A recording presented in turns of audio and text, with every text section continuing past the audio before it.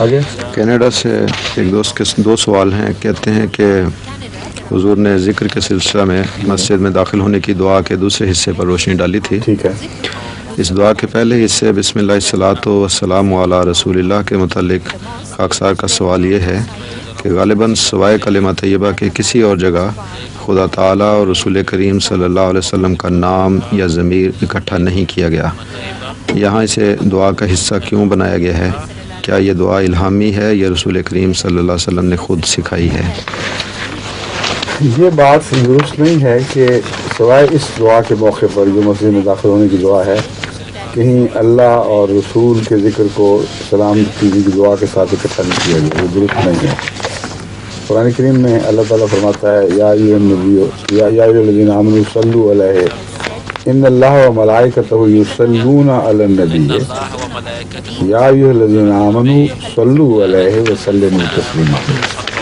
یہاں ان دونوں ذکروں کو اکٹھا کر دیا گیا ہے.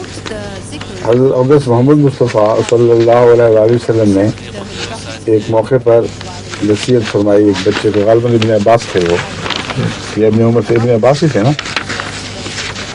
حوالہ حدیث کا ہے آپ کے ذہن میں؟ حضرت فضالہ بن عبید کی حدیث. فضالہ بن عبید کی بھی ہے.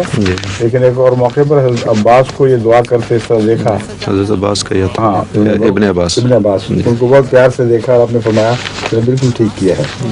مضمون یہ ہے کہ آپ نے فرمایا کہ دیکھو دعا جب کرنی ہو تو پہلے اللہ کی حمد بیان کرو اور پھر مجھ پر درود بھیجو. پھر دعا کرو گے تو وہ دعا زیادہ مقبول ہوگی. بس حضور اکرم نے خود یہ طریق سکھلا دیا ہے. اس لیے یہ کہنا کہ کہیں اور ذکر نہیں ملتا یہ درست نہیں. اسی وجہ سے حضرت اقدس مسیح موعود علیہ الصلوۃ والسلام کو الہاماً یہ دعا سکھائی گئی.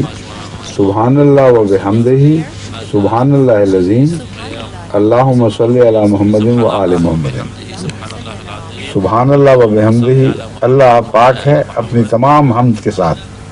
سبحان اللہ العظیم پاک ہے وہ ذات کس شان کی مالک کتنی عظیم ذات ہے. اللہم صلی علی محمد و آل محمد. اللہ محمد رسول اللہ علیہ وسلم پر بھی سلامتی بھیج اور ان پر رحمت نازل فرما اور آپ کی آل پر بھی. تو یہاں بھی دیکھیں اکٹھے ہو گئے. جہاں تک مسجد کی دعا کا تعلق ہے اس ضمن میں غالباً میں نے ایک جگہ پہلے روشنی ڈالی تھی کہ اس کا اذان کے ساتھ دراصل تعلق ہے. اذان جب ہم سنتے ہیں تو جو دعا اس کے بعد کرتے ہیں اس میں حضرت محمد رسول اللہ صلی اللہ علیہ وآلہ وسلم کے مقام محمود کے لیے دعا کرتے ہیں. اور اس کی وجہ یہ ہے اور وسیلے کا ذکر آتا ہے کہ محمد رسول اللہ وسیلہ بن گئے. اس لیے اے خدا ان کو ہمارا وسیلہ بنا دے. مراد یہ ہے کہ اذان کے ذریعے خدا تعالیٰ سے ملانے کا جو نظام جاری ہوا ہے اس میں محمد رسول اللہ صلی اللہ علیہ وآلہ وسلم نے ایک اہم وسیلے کا کردار ادا کیا ہے. بس اگر خدا کا حقیقی شکر ادا کرنا ہے تو اس بندے کا بھی شکر کرو جس نے تمہیں خدا سے ملایا اور خدا سے ملانے کے سامان پیدا فرمائے. اور اسی لیے دعا ہے اللہم آت محمد الوسیلۃ والفضیلۃ والدرجۃ الرفیعۃ وبعثہ مقاما محمودا الذی وعدتہ. اس تعلق میں جب آپ مسجد میں داخل ہوتے ہیں تو آپ کو لازماً یہ دعا یاد آنی چاہیے. اور مسجد میں داخل ہوتے ہوئے جہاں اللہ تعالیٰ سے رحمت طلب کرتے ہیں وہاں حضرت اقدس محمد مصطفیٰ صلی اللہ علیہ وسلم کے لیے پر درود بھی بھیجتے ہیں اظہار تشکر کے طور پر. اس لیے مسجد میں داخل ہونے کی دعا کے ساتھ اس کا یہ تعلق ہے. انہیں کا دوسرا سوال